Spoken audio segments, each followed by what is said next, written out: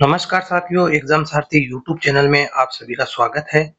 दोस्तों, राजस्थान पटवारी भर्ती 2025 का रिजल्ट जारी हो चुका है और अब बोर्ड बहुत ही जल्दी डॉक्यूमेंट वेरिफिकेशन भी करवाने वाला है। यानी जैसे ही रिजल्ट जारी हुआ, अगले ही दिन डीवी के लिए दिशा निर्देश जारी हो गए और उसी दिन डीवी का शेड्यूल भी जारी कर दिया गया। आखिर इतनी जल्दी क्यों की जा रही है दोस्तों? वो आप सभी को मालूम ही है कि किस तरीके से हाई कट ऑफ रही है और इस भर्ती में एक बड़ा घोटाला हुआ है, जिसके चलते ये कट ऑफ बहुत ही हाई गई है।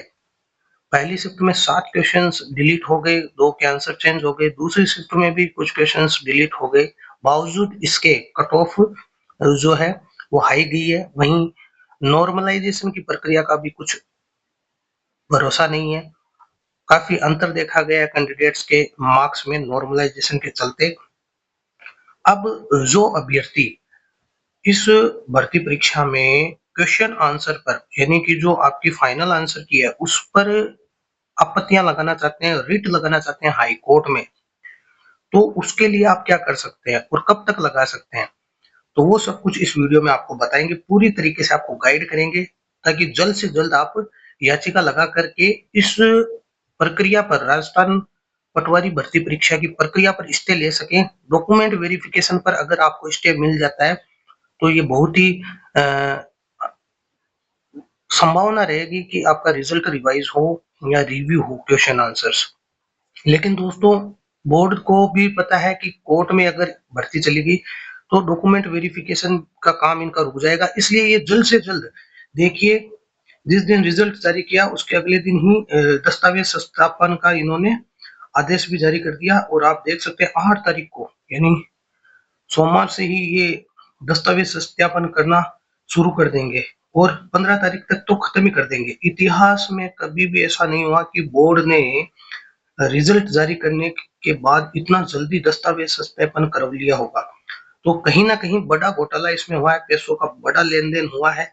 इसीलिए ये चाहते हैं कि इस भर्ती प्रक्रिया को जल्द से जल्द निपटा लिया जाए। अगर कोर्ट में चली गई, कोई सबूत अगर आ गए, तो हो सकता है इनकी चोरी पकड़ी जाए।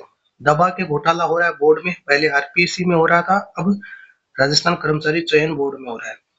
तो यहाँ पर 15 तारीख तक तो, यानी एक वीक में तो ये डॉक्यूमेंट वेरिफिकेशन कर लेंगे रिजल्ट के, एक वीक के अंदर अंदर। तो कहीं ना कहीं बड़े स्तर पर ये घोटाला कर रहे हैं।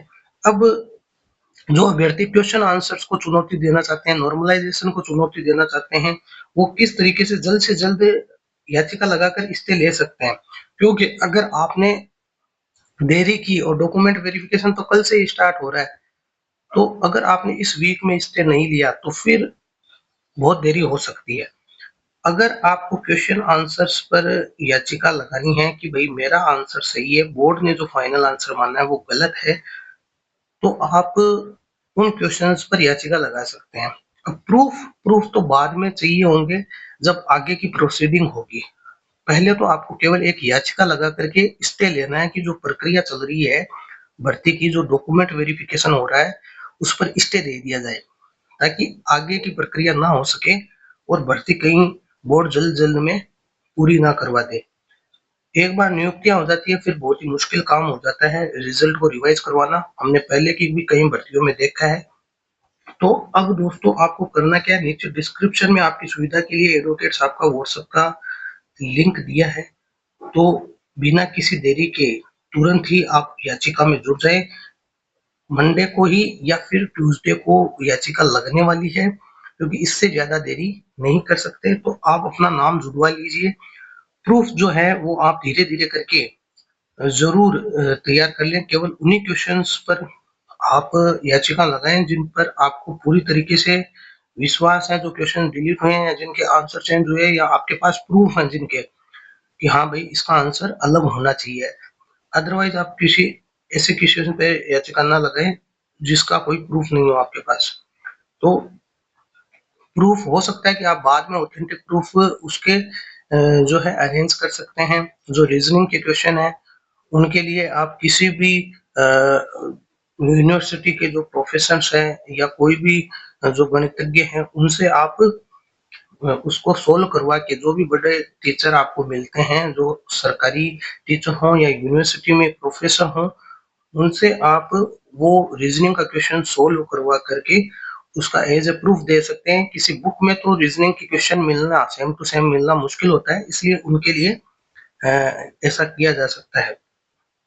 या फिर किसी पहले की परीक्षा में वो क्वेश्चन आया हुआ है और उसका आंसर अलग दिया है, तो वो वहां से भी आप रेफरेंस लेके एज ए प्रूफ दे सकते हैं।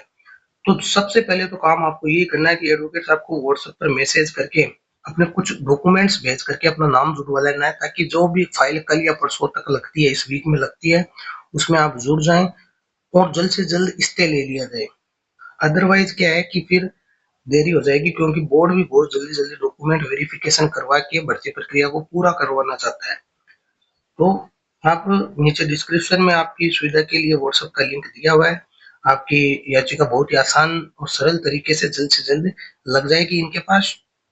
कुछ ही नहीं होता है, आपको केवल एक अपना एडमिट कार्ड जो पटवारी का है वो भेजना होता है, जो आपने डाउनलोड किया है डिजिटल फॉर्मेट में, वो भेजना होता है। इसके अलावा दोस्तों, जो क्वेश्चन नंबर है आपके, वो आपको एक फॉर्मेट परफॉर्मा दिया जाता है, उसके अंदर आपको भर के भेजना होता है, जो कि आपको एडवोकेट साहब भेज देंगे। उस फॉर्मेट को भरना है और आपका एडमिट कार्ड भेजना है।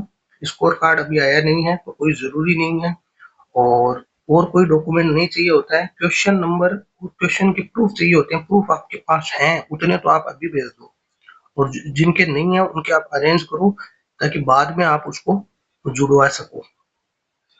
ठीक है, तो ये सारी पूरी प्रक्रिया है। तो आज ही आप ये काम कर सकते हैं, आज संडे का दिन है, तो आसानी से आपका काम हो जाएगा। बाद में हो सकता है कि कल फाइल लग जाए या परसों तक फाइल लग जाए, तो फिर आप, और जितना देर करोगे उतनी देरी में देरी ही होगी। तो दोस्तों, स्टे लेना बहुत जरूरी है, उसके लिए जल्द से जल्द इसमें रिट लगना भी बहुत जरूरी है। तो नीचे आपको लिंक दिया है, आप कॉन्टेक्ट करके मैसेज करके अपने डॉक्यूमेंट्स भेज सकते हो। वीडियो पसंद आया हो तो इसे लाइक और शेयर करें। आगे की अपडेट के लिए चैनल को सब्सक्राइब जरूर कर लें। धन्यवाद।